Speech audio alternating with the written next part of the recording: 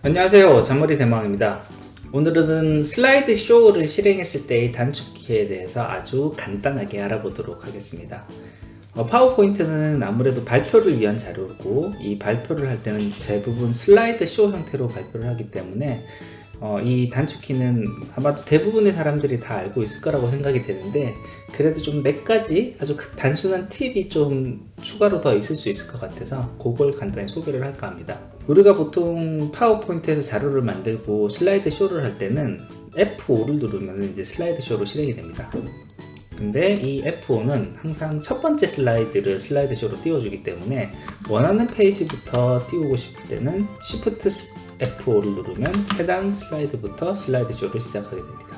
슬라이드 쇼에서 다음 페이지로 넘길 때는 키보드의 아래 방향 화살표 또는 오른쪽 방향 화살표 또는 페이지 다운을 쓰면 되고요. 그 외에도 키보드에 있는 N을 누르면 다음 페이지로, P를 누르면 이전 페이지로 이렇게 넘어오는 것을 볼 수가 있습니다. 그 외에 이제 페이지 숫자가 굉장히 많을 경우에 해당 원하는 페이지로 바로 이동을 하는 방법은 그 페이지 번호 숫자를 치고 그 다음 엔터 버튼을 누르면 해당하는 페이지로 바로 이동을 하게 됩니다.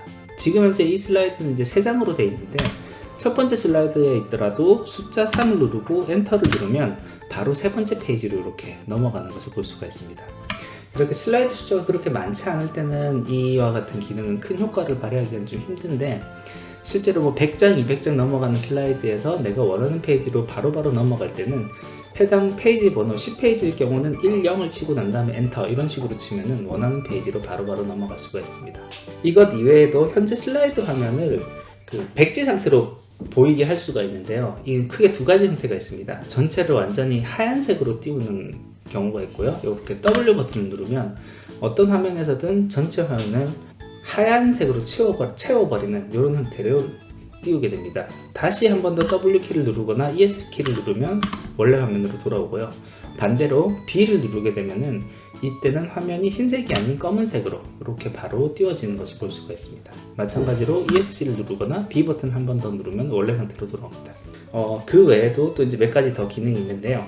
G 버튼을 누르게 되면 이렇게 현재 있는 모든 슬라이드 화면을 이렇게 작은 칸으로 띄워주고 원하는 페이지를 골라서 엔터를 누르면 해당 페이지로 바로 띄워주는 이런 기능이 있습니다.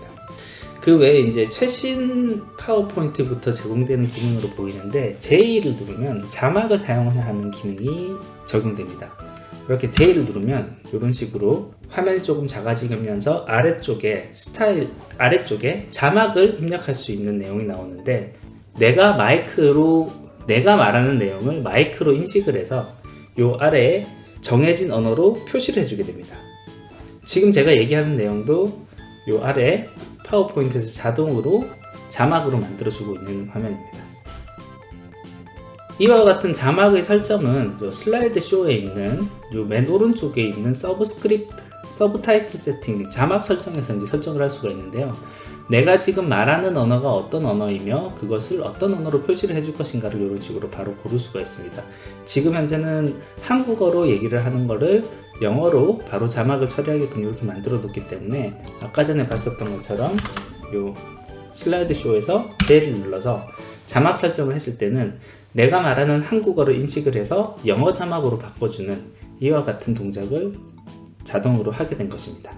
네, 오늘은 간단하게 슬라이드 쇼를 실행한 상황에서 사용하는 단축키에 대해서 알아봤습니다.